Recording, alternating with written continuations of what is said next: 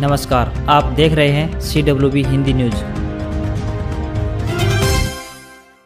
हरियाणा प्रदेश के अनुसूचित जाति के किसानों के कल्याणार्थ केंद्र व राज्य सरकार द्वारा अनेक योजनाएं चलाई गई हैं। प्रवक्ता ने बताया कि सरकार द्वारा राष्ट्रीय खाद्य सुरक्षा मिशन के अंतर्गत किसानों को गेहूं, दलहन की फसलें व मोटे अनाज, गन्ना तथा कपास की फसलों में खरपतवार नाशक, जिप्सम, कीटनाशकों, जैव उर्वरक, बीज वितरण तथा स्प्रे पंपों आदि पर अनुदान दिया जाता है। अनुसूचित जाति के समूहों हेतु कृषि यंत्रों पर 50 से लेकर 80% तक अनुदान दिया जाता है।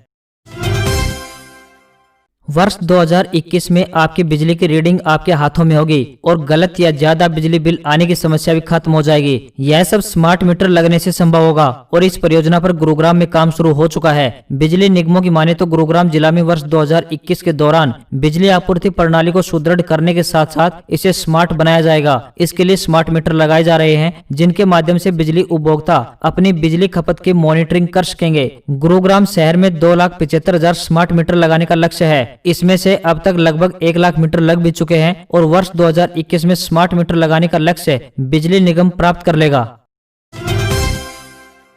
देश में बर्ड फ्लू से हाहाकार, राजस्थान, हरियाणा समेत कई राज्यों में अलर्ट, संक्रमण रोकने की कवायद तेज। देश के कई राज्यों में बर्ड फ्लू को लेकर अलर्ट जारी किया गया है। वहीं विभिन्न राज्यों में बर्ड फ्लू के नमूनों को जांच के लिए भेज दिया गया है, जबकि केरल में मुर्गों और बतखों को मारना शुरू कर दिया गया है। हरियाणा के पंचकुला जिले की फार्म में बीते 10 दिन के दौरान 4 लाख से अधिक पोल्ट्री पक्षियों की मौत हो चुकी है। जालंधर की स्थानीय रोग जाँच प्रयोगशाला की एक टीम ने पक्षियों के नमूने एकत्रित कर लिए हैं, जबकि हिमाचल प्रदेश, राजस्थान और मध्य प्रदेश में फ्लू के मामले रिपोर्ट होने के बाद जम्मू कश्मीर में अलर्ट घोषित कर दिया है और प्रवासी पक्षियों के नमूने लेने भी शुरू कर दिए हैं। देश के 4 राज्यों में हिमाचल प्रदेश, मध्य प्रदेश, केरल और राजस्थान ने बर्ड फ्लू की पुष्टि कर दी है। केरल में पक्षियों के संक्रामक रोग के प्रकोप के बाद पड़ोसी कर्नाटक और तमिलनाडु ने निगरानी बढ़ा दी है और दिशा निर्देश जारी कर दिए हैं। औद्योगिक प्रशिक्षण संस्थान यानी ITI में पढ़ाई के इच्छुक विद्यार्थियों के लिए अच्छी खबर है। ITI में 1 वर्ष का कोर्स अब मात्र 9 महीने के प्रशिक्षण में पूरा हो जाएगा। जी हां, ITI में एक बार फिर से दाखिला प्रक्रिया शुरू हो गई है। आगामी 16 जनवरी तक विद्यार्थी दाखिले के लिए आवेदन कर सकते हैं। इसके तहत 1 साल का यह नया सत्र सितंबर माह में संपन्न हो जाएगा, जिसके बाद विद्यार्थियों को डिप्लोमा मिल सकेगा। कई चरणों के बावजूद बहुत से सरकारी व निजी संस्थाओं में करीब 30 से 40% सीटें विभिन्न विषयों में रिक्त रह गई हैं। रिक्त सीटों को भरने के लिए विभाग की ओर से एक बार फिर से दाखिले का अवसर दिया गया है। ITI सरकारी और निजी में प्रवेश की अंतिम तिथि अब 16 जनवरी तक बढ़ा दी गई है। सरकार जल्द ही सामाजिक सुरक्षा पेंशन में बढ़ोतरी करने वाली है। हालांकि यह बढ़ोतरी बहुत ज्यादा तो नहीं होगी। इस मुद्दे को उठा रहे विपक्ष का मुंह बंद करने तथा लोगों को लाभ देने की मंशा से पेंशन में करीब 150 रुपए मासिक की बढ़ोतरी संभव है। सामाजिक न्याय एवं अधिकारिता विभाग ने इतनी ही राशि की बढ़ोतरी का प्रस्ताव तैयार किया है। मंत्री की मंजूरी के बाद यह प्रस्ताव मुख्यमंत्री मनोहर लाल के पास पहुंचेगा। उम्मीद की जा रही है कि मुख्यमंत्री इस बढ़ोतरी के प्रस्ताव को मंजूरी दे देंगे। हरियाणा में सामाजिक सुरक्षा खासकर बुढ़ापा पेंशन के रूप में लोगों को 2250 रुपए मासिक मिल रहे हैं। 150 रुपए मासिक की बढ़ोतरी के साथ यह राशि 2400 रुपए हो जाएगी। हरियाणा के मुख्यमंत्री मनोहर लाल ने कहा है कि कांग्रेस कृषि कानूनों पर किसानों को गुमराह कर रही है। हरियाणा दिल्ली बॉर्डर पर कांग्रेस के बहकावे में आकर किसान धरने पर बैठे हैं। पूरी उम्मीद है कि 8 जनवरी को केंद्र सरकार के साथ किसानों की वार्ता में पूरे मुद्दे का हल निकल जाएगा और आंदोलन समाप्त हो जाएगा। हरियाणा के सभी बोर्ड निगमों और सरकारी कंपनियों की गाड़ियां तथा एम्बुलेंस अगले 4 साल में इलेक्ट्रिक बैटरी से फर्राटा भरती दिखेंगी। वर्ष 2029 तक सभी रोडवेज बसों के साथ ही निजी वाहनों को भी इलेक्ट्रिक करने का लक्ष्य है। प्रदेश सरकार ने प्रदूषण का कारण बने डीजल पेट्रोल के वाहनों की जगह पर्यावरण अनुकूल वाहनों को प्रमोट करने के लिए नीति का ड्राफ्ट तैयार कर परिवहन विभाग की वेबसाइट पर सार्वजनिक कर दिया है। वाहन चार्जिंग में कोई दिक्कत न आए, इसके लिए हर शहर के अलावा मुख्य सड़कों पर भी जगह जगह चार्जिंग स्टेशन स्थापित किए जाएंगे। अब रसोई का तड़का भी महंगा हो गया है। सरसों के तेल व वनस्पति घी के रेटों में लगातार बढ़ोतरी हो रही है। इससे सब्जी में लगने वाले तड़के के स्वाद को फीका कर दिया है। पिछले कुछ दिनों में सरसों के तेल में 23 रुपए तक की बढ़ोतरी व वनस्पति घी के दामों में 20 रुपए तक की एक माह में वृद्धि हुई है। जनवरी माह में प्रतिदिन वनस्पति घी व सरसों के तेल में बढ़ोतरी दर्ज की गई है। सरसों के तेल बढ़ने का कारण लगातार सरसों की फसल के भाव में बढ़ोतरी होना है। मौजूदा समय में सरसों 5800 यानी 5800 रुपए प्रति क्विंटल बिक रही है।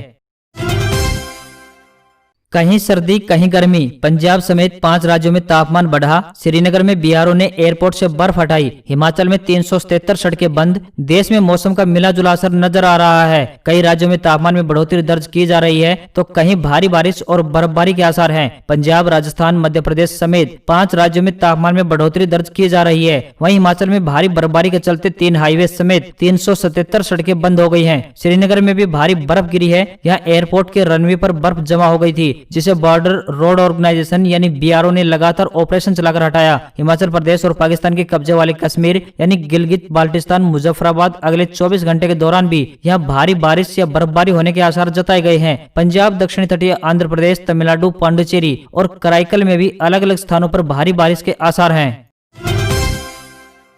भारत इजराइल की बड़ी कामयाबी, जमीन से हवा में मार करने वाली मिसाइल का सफल परीक्षण 70 किलोमीटर के दायरे में दुश्मन को ढेर कर सकती है। भारत और इजराइल को डिफेंस सेक्टर में अपनी ताकत बढ़ाने में बड़ी कामयाबी मिली है। दोनों देशों ने जमीन से हवा में मार करने वाली मिसाइल का सफल परीक्षण किया है। यह 70 किलोमीटर के दायरे में दुश्मन को मार गिराने में सक्षम है। डिफेंस एक्सपर्ट का मानना है कि इससे 50 से 70 किलोमीटर के दायरे में दुश्मनों के एयरक्राफ्ट को ढेर किया जा सकता है। सिस्टम में advance radar, command and control, mobile launcher और रेडियो फ्रीक्वेंसी सीकर के साथ इंटरसेप्टर भी है। आतंकवाद को समर्थन देना और सुधारवादी रास्तों पर चलने से इनकार करना अब पाकिस्तान को भारी पड़ रहा है। एक जमाने में पाकिस्तान की मदद के लिए हमेशा खड़े रहने वाले सऊदी अरब और संयुक्त अरब अमीरात यानी यूएई जैसे देश अब उससे दूरी बनाने लगे हैं। इसका सबसे बड़ा फायदा भारत को मिला है। इन दोनों इस्लामी देशों के साथ भारत के संबंध मजबूत हुए हैं। द्विपक्षीय व्यापार भी कई गुना बढ़ा है। साथ ही वहाँ भारतीय नागरिकों को रोजगार के ज्यादा मौके भी मिल रहे हैं। विशेषज्ञों के मुताबिक खाड़ी देश अब अपनी छवि बदलने की कोशिश में लगे हैं। वे दुनिया को अब सिर्फ धर्म और तेल निर्यात नहीं करना चाहते। उनका ध्यान टूरिज्म, आईटी, इंफ्रा जैसे सेक्टर पर भी है और इसके लिए भारत और इजराइल जैसे देशों के साथ अच्छे संबंध जरूरी हैं।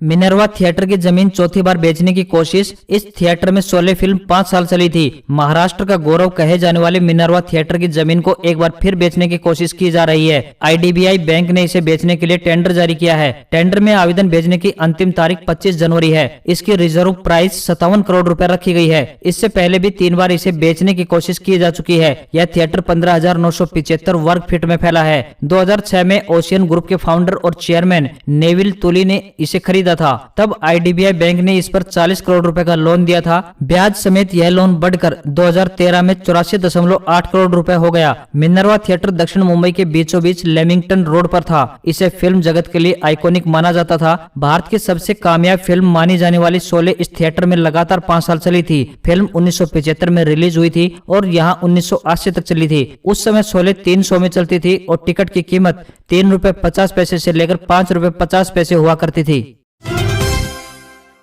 बाजार में गिरावट के साथ हल्की रिकवरी। सेंसेक्स दिन के निचले स्तर से 310 अंक ऊपर यानी 48,174 पर बंद। बड़े शेयरों में जमकर हुई बिकवाली। बीएसई सेंसेक्स 263 अंक नीचे यानी 48,174.06 पर बंद हुआ। दूसरी ओर एनएससी पर निफ्टी इंडेक्स 53.25 अंक नीचे यानी 14,146.25 पर बंद हुआ। इसमें आईटीसी और रिलायंस के शेयरों में 2% से ज्यादा की गिरावट रही। सोने की कीमतें 60 रुपए बढ़कर 51,780 रुपए प्रति 10 ग्राम तक पहुंची तो चांदी 193 रुपए बढ़कर 71,051 रुपए प्रति किलोग्राम हुई। अब लोन लेना हुआ आसान। पेटीएम ने लॉन्च की पर्सनल लोन सर्विस। अब सिर्फ 2 मिनट में मिलेगा 2 लाख रुपए तक का loan. Digital payment service platform Paytm ने इंस्टेंट पर्सनल लोन सर्विस शुरू की है। पेटीएम की इस सेवा का लाभ साल के 365 दिन लिया जा सकेगा। यानी आप इस लोन के लिए छुट्टी वाले दिन भी अप्लाई कर सकते हैं। ये लोन एनबीएफसी और बैंकों की तरफ के जरिए दिए जाएंगे। ये लोन क्रेडिट स्कोर और खरीदारी के पैटर्न के आधार पर मिलेगा। आप ये लोन 18 से 36 महीनों की ईएमआई में चुका सकते हैं। ओपेक समझौते और सऊदी अरब द्वारा तेल उत्पादन में भारी कटौती करने के एक तरफा फैसले के बाद अब देश में पेट्रोल और डीजल की कीमतों में भारी बढ़ोतरी हो सकती है। उधर रिकॉर्ड हाई लेवल के पास पहुंच चुका पेट्रोल प्राइस जल्दी पुराने रिकॉर्ड को ध्वस्त करता हुआ नए रिकॉर्ड हाई लेवल पर पहुंच सकता है। 4 अक्टूबर 2018 को पेट्रोल का प्राइस दिल्ली में 84 रुपए प्रति लीटर के ऑल टाइम हाई लेवल पर था। 29 दिनों के विराम के बाद सरकारी तेल मार्केटिंग कंपनियों ने बुधवार को दिल्ली में प्रति लीटर पेट्रोल का प्राइस 26 पैसे बढ़ाकर 83 रुपए 97 94 पैसे कर दिया है, जो ऑल टाइम हाई के सिर्फ 3 पैसे नीचे है। डीजल का भाव भी 25 पैसे बढ़ाकर प्रति लीटर 74 रुपए 12 पैसे कर दिया है। दिल्ली में डीजल प्राइस ने 30 जुलाई 2020 को 81 रुपए 94 पैसे प्रति लीटर का ऑल टाइम हाई लेवल बनाया था।